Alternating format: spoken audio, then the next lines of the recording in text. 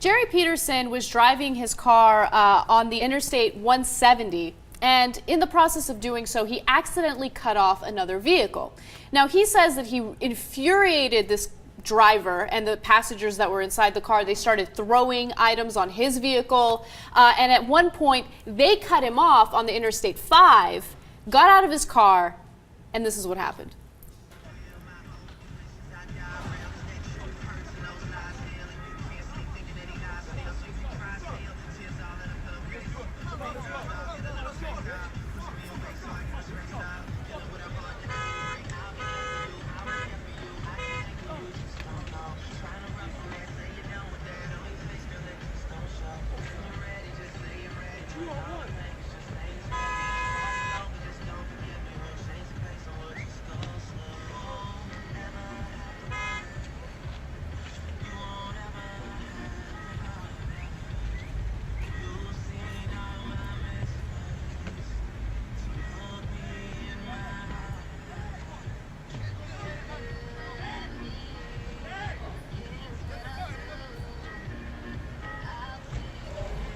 Of that? I got the whole thing. Hey, get the license plates. Hey, get the license plates. Yeah. You all right, bro? You all right? Come on, come on. Get up. You can't get up? Huh? Oh. Jesus. All right, listen, this is why you don't get into a fight when you're an adult, because you never know how it's going to go down. Now, the one on two, the black guy with the red shirt, he was the better fighter, and you could tell he knew how to fight. The kicking, the punching, he had the better of the one guy until the other guy jumped in. And he even had the better of them for a while until they caught him with the right punch when he was looking at the other guy, and next thing you know. And then the thing that I always like is physically repulsive to everybody watching, but to me as well, of course, is after he's down, they kick him and they kick him and they kick him. In the head. Yeah, I mean, thank God the guy turned out to be okay, but as you watch that, you think, it's weird, man. Don't people have any humanity? I mean, it's a punk-ass move 2-1 to begin with. Like, what, are you proud? Do you walk away thinking like, ha ha, the two of us together barely got that guy? Like, do you brag about it?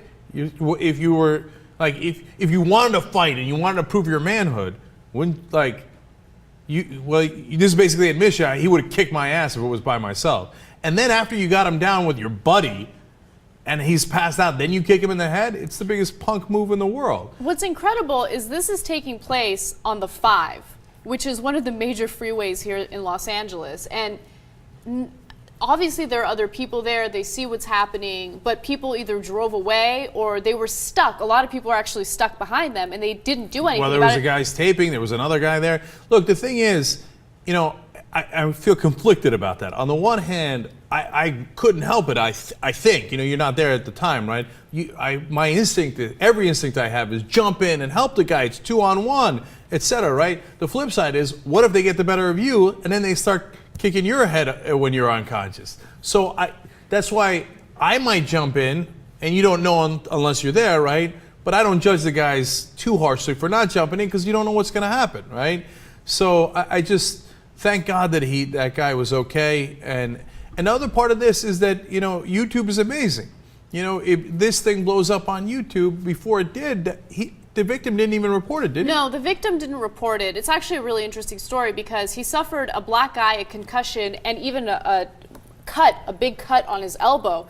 He decided that he wasn't going to report it, he wasn't going to tell anyone. The video was put up on YouTube and authorities started investigating it after it went viral. And he's saying, I don't want to press any charges, I just want to move on. And authorities are still trying to find the people, the aggressors in this story. But thankfully, they have the license plate number. So I was going to say, it should be pretty simple. Yeah. Even I saw the license plate. Yeah, yeah. You could probably find them today, Yeah. right? I guess this is what they call road rage in LA, but that was horrible. You know what? I actually witnessed something very similar to this in Vegas. One car, I guess, cut off another car, and 3 guys jumped out of one car against one guy in the other car. And the 3 guys are 3 white guys, and the one guy was a black guy, but he was there with his wife or girlfriend. And he stupidly gets out of his car. And so it's like 3-on-1. And I didn't know what to do. I was like, oh my God, I should say stop or do something. Meanwhile, Mona, my wife, we had kids with us. She was like, "What are you doing? They might have guns. Like, call 911 and just drive off. Like, you're crazy to be." Because I was like literally right next to them, and all I could do was I just yelled, "Hey, it's not a fair fight. If you're gonna fight one-on-one." And then I called 911. Or don't fight at all. But then I just drove away real quickly because Yeah. because I mean, literally, what if there's exchange of gunfire and what if my kids get shot? It's I mean, I can't. No, stick you around. kids in the car? They're in the car. Yeah. Well, you got your family in the car. It's a totally separate equation too. Here's another equation, and this ain't right either. Don't get me wrong, but this happens in Turkey all the time. Not surprising, right? My friend has an equalizer in the car. It's not a gun or anything. It's just a lead pipe. So if he doesn't use the lead pipe, if it's one-on-one, if it's two-on-one, he uses the lead pipe.